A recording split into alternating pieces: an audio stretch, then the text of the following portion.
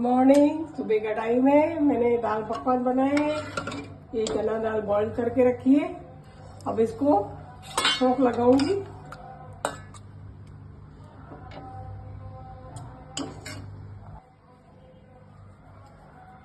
इसमें मिर्ची पड़ती है और आमचूर पड़ता है,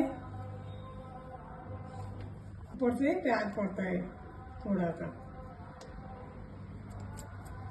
अब हम छौंक लगाएंगे ये ऑरेंज का।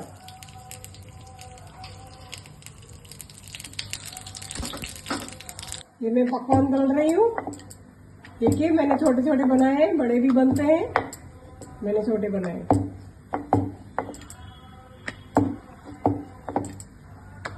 इसके चाकू से ऐसे ऐसे करते हैं ताकि फूले नहीं।